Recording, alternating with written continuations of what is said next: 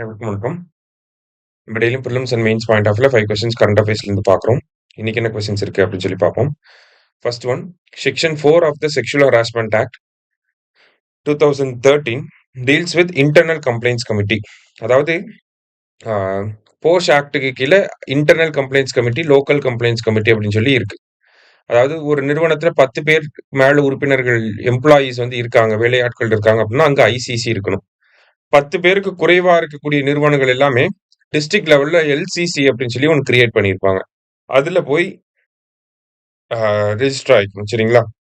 இப்ப அந்த நிறுவனங்கள்ல ஏதாவது பாலியல் புகார்கள் எழுது அப்படின்னா அதை இவங்க விசாரிக்கணும். சரிங்களா?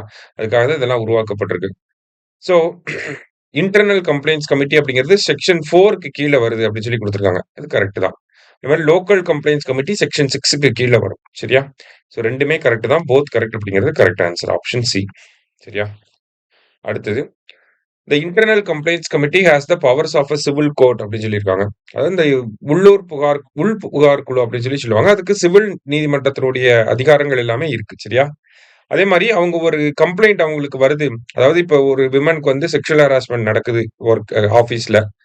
அந்த செக்ஷுவல் ஹராஸ்மெண்ட் நடந்து 3 மாசத்துக்குள்ள அவங்க கம்ப்ளைண்ட் பண்ணணும். அந்த கம்பெனில இருக்கக்கூடிய இன்டர்னல் கம்ப்ளைண்ட்ஸ் கமிட்டிட்ட. அவங்க 3 மாசத்துக்குள்ள கம்ப்ளைண்ட் பண்ணி முடிச்சோடனே அந்த என்கொயரிய 90 டேஸ்க்குள்ள முடிச்சாகணும். சரியா? அதான் இங்க கொடுத்திருக்காங்க. So both are correct statements. சரியா? அடுத்தது, how many members will be awarded Sansad Ratna award for 2025? Sansad Ratna விருது எவ்வளவு பேருக்கு வழங்க போறாங்க அப்படின்னா 17 பேருக்கு இந்த வருஷம். சரியா? சன்சாத் ரத்னானா பாராளுமன்றத்துல சிறப்பாக செயல்படக்கூடிய உறுப்பினர்களுக்காக வழங்கக்கூடிய விருது தான் இந்த சன்சாத் ரத்னா விருது. தமிழகத்தை சேர்ந்த திருவண்ணாமலை மக்களவை தொகுதியோடைய எம்பியா இருக்கக்கூடிய CN அண்ணாதுரை அவர்களுக்கு தமிழகத்திலிருந்து வழங்க போறாங்க. சரியா? மொத்தம் 17 பேர்.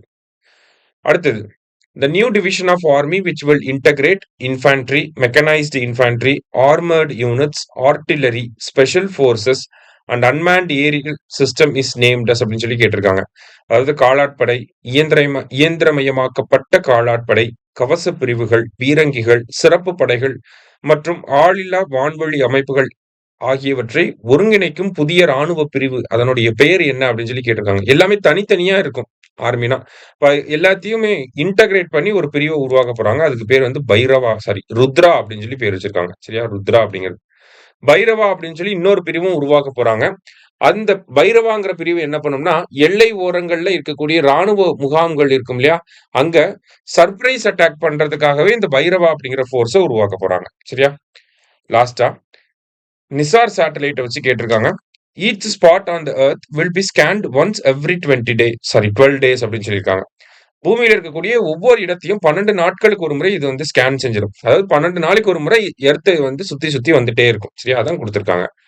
It works both day and night in all weather conditions. அதாவது எல்லா விதமான வானிலை நிலைகள்லையும் ஒர்க் பண்ணக்கூடிய திறன் இருக்கு. அதே மாதிரி போத் டே அண்ட் நைட்டும் இது ஒர்க் பண்ணும். சரியா? ஸோ போத் கரெக்ட் அப்படிங்கிறதா கரெக்ட் ஆன்சர். இன்னைக்கு 5 கொஸ்டின்ஸ் பார்த்துருக்கோம். தேங்க்யூ. சுரேஷ் IAS அகாடமி, வெற்றியின் முகவரி.